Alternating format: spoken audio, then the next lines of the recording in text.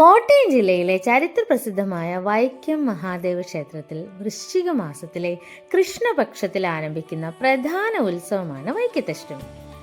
ഉത്സവത്തിന്റെ സമാപനം അഷ്ടമി ദിനത്തിലായതിനാലാണ് ആ പേര് സിദ്ധിച്ചത്. 12 ദിവസം നീണ്ടു നിൽക്കുന്ന ഉത്സവമാണ് ഇത്. അഷ്ടമി ഉത്സവത്തിന് വൈക്കത്തപ്പന്റെ ആറാട്ട് ഉദയനാപുരം സുബ്രഹ്മണ്യ സ്വാമി ക്ഷേത്രത്തിൽ വെച്ചാണ് നടക്കുന്നത്.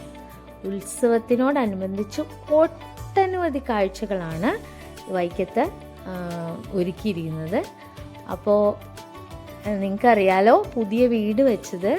ഞങ്ങൾ പുതിയ വീട് വെച്ചിരിക്കുന്നത് ഉദയംപേരൂരാണ്. ഇവിടുന്ന് ഒരു 10-20 മിനിറ്റിൻ്റെ യാത്ര ഉള്ളൂ വൈക്കത്തേക്ക്. അപ്പോൾ തൃപ്പൂണിത്തുറ ആയിരുന്ന സമയത്തും നമുക്ക് പറ്റാവുന്ന സമയങ്ങളിലൊക്കെ വൈക്കത്തഷ്ടമി നടക്കുന്ന സമയം ഏതെങ്കിലും ഒരു ദിവസമെങ്കിലും പോകാറുണ്ടായിരുന്നു. കഴിഞ്ഞ വർഷം പോകാൻ പറ്റിയില്ല.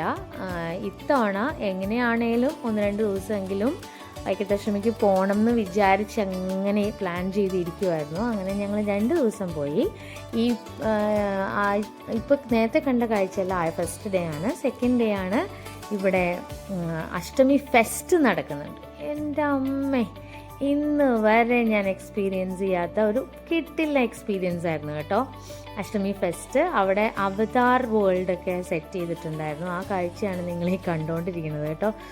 Very very very nice experience ആയിരുന്നു. നല്ലൊരു ഡിഫറെൻ്റ് ആയിട്ടുള്ളൊരു വേൾഡിൽ നമ്മൾ ചെന്ന, ശരിക്കും അവതാർ വേൾഡ് ആ ഒരു 3D റിയലിസ്റ്റിക് ആയിട്ടാണ് അവർ സെറ്റ് ചെയ്ത് വെച്ചിരിക്കുന്നത്. വിഷ്വലി നിങ്ങൾക്ക് അതെന്തുമാത്രം മനസ്സിലാവുന്നുണ്ടെന്ന് എനിക്കറിയില്ല, പക്ഷേ നേരിട്ടും ഭയങ്കര ഡിഫറെൻ്റ് എക്സ്പീരിയൻസ് ആയിരുന്നു. നമ്മൾ അമ്യൂസ്മെൻറ്റ് പാർക്കാന്ന് വിചാരിച്ചാണ് ടിക്കറ്റ് എടുത്ത് അങ്ങകത്ത് കയറിയത്. ഒരാൾക്ക് 60 റുപ്പീസിൻ്റെ എൻട്രി ഫീ മാത്രമേ ഉള്ളൂ കേട്ടോ. അപ്പോൾ പറ്റാവുന്നവരൊക്കെ ഈ ഫെസ്റ്റ് പോയി കാണണം. നാളെയാണ് വൈക്കത്ത് അഷ്ടമി തീരുന്ന ദിവസമാണ്, 12-ാം തീയതി. പക്ഷേ ഒരാഴ്ചയോളം പിന്നീടും ഈ ഫെസ്റ്റിൻ്റെ സെറ്റപ്പ് എല്ലാം അവിടെ തന്നെ ഉണ്ടാവും.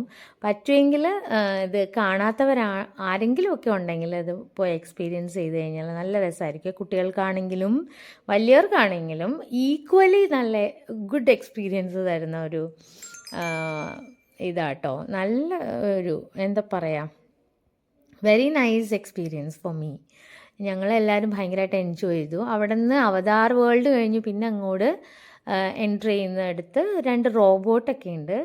തേജു റോബോട്ടിന് ഷേക്ക് ഹാൻഡൊക്കെ കൊടുത്തു. ഞങ്ങളെല്ലാവരും ഷേക്ക് ഹാൻഡൊക്കെ കൊടുത്ത് പതുക്കെ അമ്യൂസ്മെൻറ്റ് പാർക്കിൻ്റെ ഏരിയയിലോട്ട് കിടക്കും കേട്ടോ. അറിയാമല്ലോ, പിള്ളേർക്ക് പ്രത്യേകിച്ചും ഈ ജയൻറ്റ് വീല്, ഫ്ലൈയിങ് ബോട്ട് ഇങ്ങനെയുള്ള ഇടത്തൊക്കെ കണ്ടു കഴിഞ്ഞാൽ തേജുവിനാണെങ്കിൽ ഒരു തുള്ളി പേടിയില്ല. അവൾക്ക് എന്തിനേലും കയറാണ്ട് ഒരു രക്ഷയില്ല. പക്ഷേ എനിക്ക് സേഫ്റ്റി ഇഷ്യൂസ് കൺസേൺ ഉള്ളത് കാരണം ഞാൻ അവളോട് മാക്സിമം കയറാണ്ടിരിക്കാനായിട്ട് പറയും. അതുകൊണ്ട് കരഞ്ഞ് വാശി പിടിച്ച് അവസാനം ഏറ്റവും ചെറിയ പിള്ളേർ മാത്രം കയറുന്ന ഒരു എയ്റോപ്ലെയിനിൽ കയറി സന്തോഷിപ്പിച്ചു. അതിൻ്റെ കാഴ്ചയാട്ടോ കാണുന്നത്. അപ്പോൾ എല്ലാവരും അഷ്ടമിക്ക് പോണേ. അപ്പോൾ അത്രയൊക്കെ ഉള്ളൂ. Bye bye. സബ്സ്ക്രൈബ് ചെയ്യണം കേട്ടോ.